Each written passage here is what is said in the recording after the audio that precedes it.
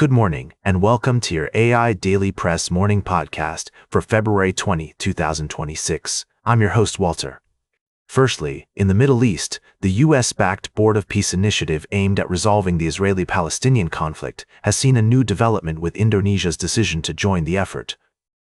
The country's participation in the International Stabilization Force has sparked both optimism and concern among experts, who warn that success depends on various factors, including the genuine intention of both sides to abide by a ceasefire. In related news, the Board of Peace initiative has been making progress, with ongoing talks between U.S. envoys and Iranian officials aiming to broker a deal or prevent an escalation of hostilities.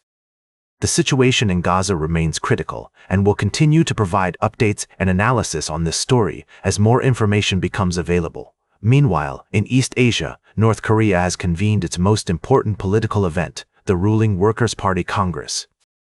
Leader Kim Jong-un delivered a speech emphasizing economic gains and an irreversible strengthening of the state's status. However, outside experts suggest that these gains may be due to a post-pandemic rebound in trade with China and weapons exports to Russia.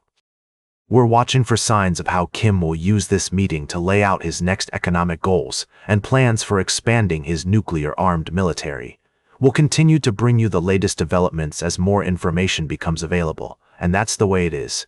I'm Walter. Now for the latest in social and cultural news, here is Barbara Waters. You, Walter, and then shall know what's right now. Firstly, the UK's agreement to lease back the Chagos Islands military base on Diego Garcia has sparked controversy, with Liberal Democrat leader Sir Ed Davey accusing US President Trump of attempting to bully the UK government into allowing unilateral military action. The fate of the deal remains uncertain as tensions between the US and Iran escalate. In Venezuela, the National Assembly has approved a contentious amnesty bill that could free hundreds of individuals held for political reasons. While the proposal is seen as a significant policy shift, concerns have been raised regarding eligibility and implementation. Lastly, we're examining the disparities in accountability for those associated with disgraced financier Jeffrey Epstein, with Europe seeing more high-profile figures facing consequences than in the United States. Additionally, a Japanese member of Doctors Without Borders has expressed concern over the impending halt of humanitarian aid in the Gaza Strip due to Israel's ban on international NGOs. These stories underscore the importance of informed dialogue and empathy in navigating complex global issues. We'll continue to provide in-depth coverage of these developing stories, ensuring our listeners remain informed about the latest developments. Now, for the latest in business and finance, here is Louis Riskweiser. Thank you, Barbara. Let's dive into the top stories making headlines today. First off, we have a crude awakening in the oil market, with tensions between nations causing a stir in the global economy. The recent surge in Brent crude prices has left investors on edge, and Indian equity indices are feeling the heat. But don't sell your stocks just yet. Our expert advice is to stay informed, diversify your portfolio, and ride out the waves of volatility. In other news, Russian President Vladimir Putin is expanding his country's influence in Africa, meeting with Madagascar's interim leader and pledging support for the island nation. This move has raised concerns among Western observers, who view Russia's growing presence on the continent as a challenge to their own influence. And finally, we're seeing some big moves in the Indian market, with foreign investors buying into the oil and gas sector, and foreign portfolio investors making significant purchases across various sectors. However, the IT sector has borne the brunt of foreign selling amid concerns about AI-related disruptions.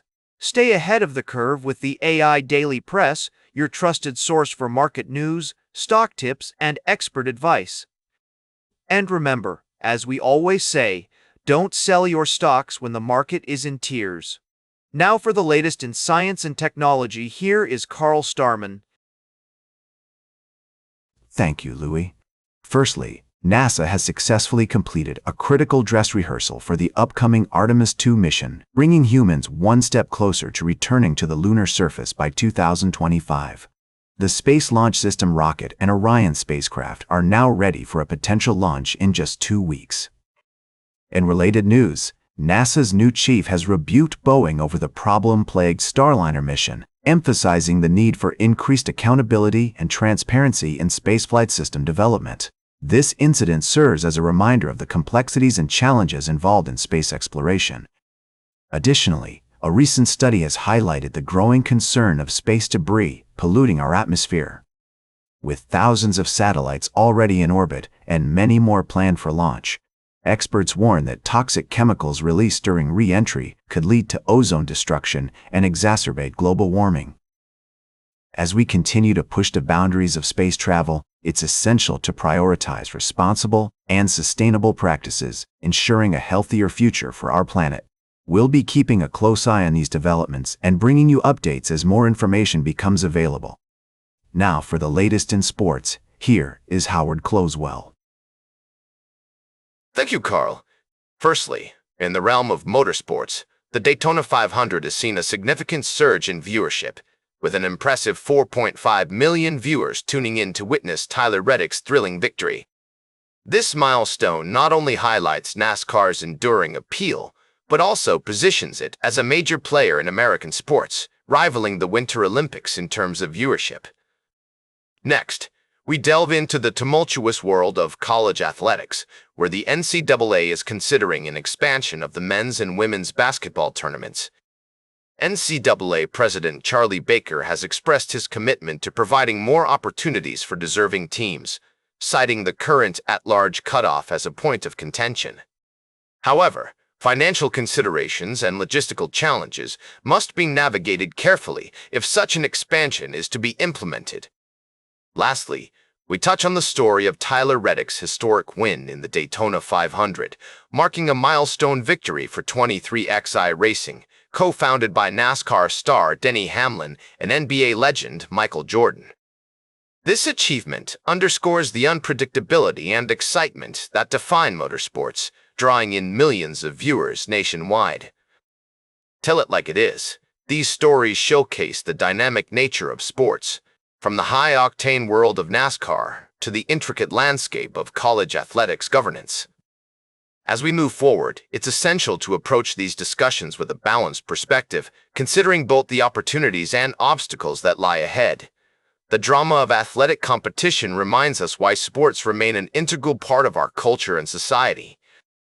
Now for the latest in travel and human interest, here is Charles Currell.